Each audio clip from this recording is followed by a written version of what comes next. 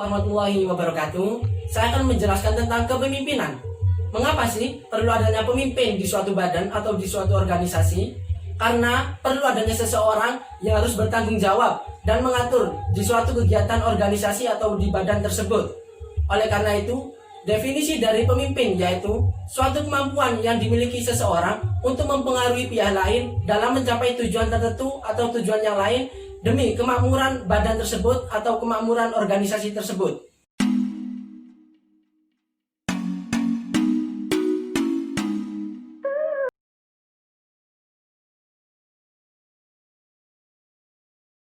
Menurut Stoner, kepemimpinan adalah suatu proses mengarahkan atau mempengaruhi sebuah kelompok atau organisasi ke dalam tujuan tertentu.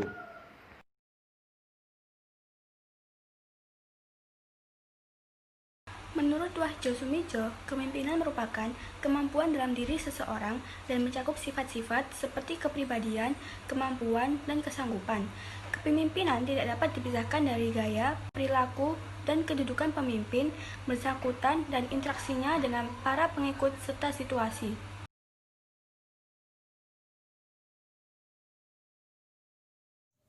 Pengertian kepemimpinan menurut Sondang P. Siagian, kepemimpinan adalah sikap pikiran dan semangat kejiwaan untuk memimpin, mendorong, mencapai tujuan bersama. Kepemimpinan meliputi proses mempengaruhi dalam menentukan tujuan organisasi, memotivasi perilaku pengikut untuk mencapai tujuan, mempengaruhi untuk memperbaiki kelompok dan budayanya. Kepemimpinan mempunyai kaitan yang erat. Hal tersebut dapat dilihat dari keberhasilan seorang pemimpin dalam menggerakkan orang lain dalam mencapai tujuan yang telah ditetapkan sangat tergantung kepada kewibawaan dan juga pimpinan itu dalam menciptakan motivasi dalam diri setiap orang bawahan, kolega, maupun atasan pimpinan itu sendiri.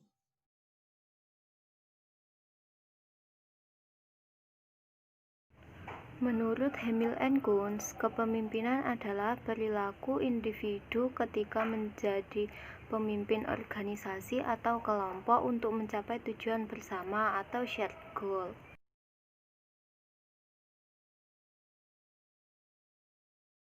Kepemimpinan menurut George Terry.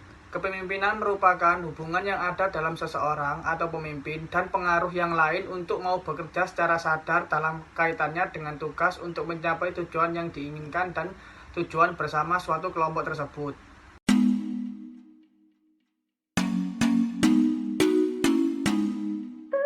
Teori karakter merupakan teori yang menitik beratkan karakter-karakter tertentu yang mampu menyukseskan kepemimpinan. Contohnya seperti karakter fisik, intelijen, ketegasan, dan sebagainya.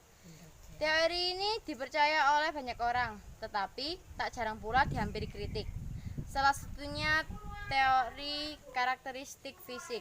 Dalam teori karakter, fisik yang terlihat tegap dan kuat dianggap sebagai karakter yang kuat. Tentu Anda tahu betul bahwa hal ini tidak sepenuhnya benar. Pasalnya, belum tentu orang yang terlihat kuat punya jiwa kepemimpinan yang tinggi. Saya akan menjelaskan tentang teori perilaku. Dalam teori perilaku, dijelaskan mengenai beberapa perilaku yang mencerminkan karakter pemimpin. Perilaku tersebut terbagi menjadi dua.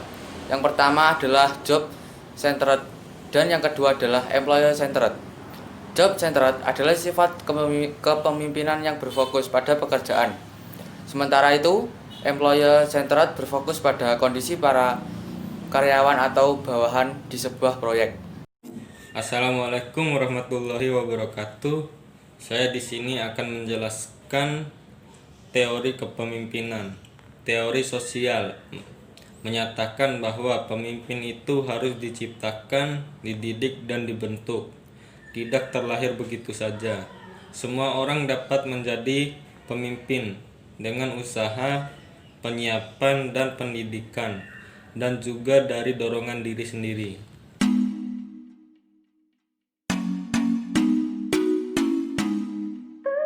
Fungsi dari kepemimpinan diantaranya ada fungsi instruktif, yaitu fungsi yang menempatkan pemimpin sebagai pengambil keputusan dan pemberi tugas kepada para bawahannya.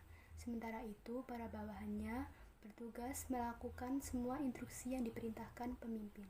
Berbeda dengan fungsi instruktif, fungsi konsultatif sifatnya dua arah, bahwa dapat berkonsultasi pada pemimpin untuk mencari jalan terbaik dalam mencapai tujuan bersama. Pemimpin diharapkan cukup bijak dan punya pengetahuan terkait hal yang sedang dikerjakan supaya bisa mengarahkan bawahannya dengan baik. Fungsi pengendalian berarti pemimpin mampu untuk mengendalikan segala aktivitas bawahannya agar efektif bertugas untuk mencapai tujuan dan tidak keluar jalur. Dalam menjalankan fungsi ini, dibutuhkan pemimpin yang tegas dan juga pemimpin yang teliti dalam mengamati bawahannya.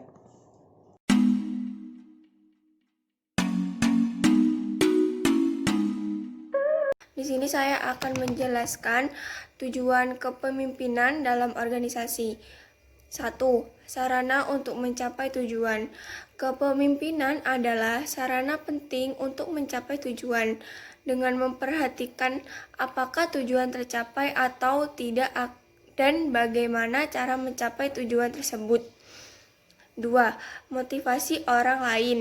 Tujuan kepemimpinan yang lain adalah untuk membantu orang lain menjadi termotivasi, mempertahankan serta meningkatkan motivasi di dalam diri mereka. Saya akan menjelaskan tentang mencapai tujuan kepemimpinan. Mencapai tujuan kepemimpinan merupakan sebuah hal yang dibutuhkan dalam perusahaan maupun kelompok supaya tujuan dapat tercapai. Tanpa adanya satupun pihak yang berjiwa pimpinan, tujuan sulit untuk dicapai karena tidak ada sosok yang bisa dijadikan pegangan di perusahaan atau kelompok tersebut. Dan tujuan kepemimpinan lainnya adalah memotivasi orang lain.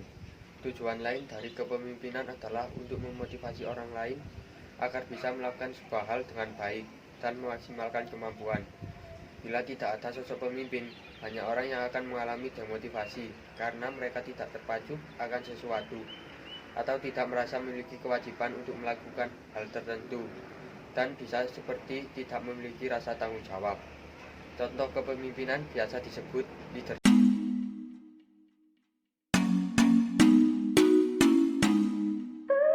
Kepemimpinan kita harus bersikap demokrasi, ditandai adanya suatu struktur yang pengembangannya menggunakan pendekatan pengambilan keputusan yang kooperatif. Kepemimpinan demokrasi cenderung bermoral tinggi, bekerja sama, mengutamakan mutu kerja, dan dapat mengarahkan diri sendiri.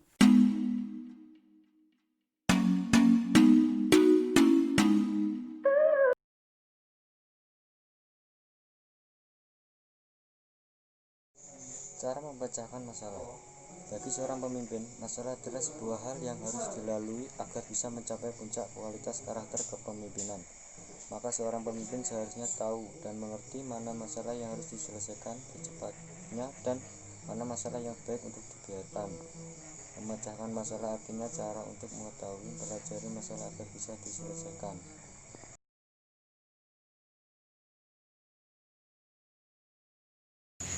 Yang paling utama dari menerapkan sikap kepemimpinan dalam kehidupan sehari-hari adalah untuk melatih tanggung jawab sebagai seorang pemimpin dan melatih sikap jujur dan berani dalam mengambil keputusan dan melatih sikap tidak egois.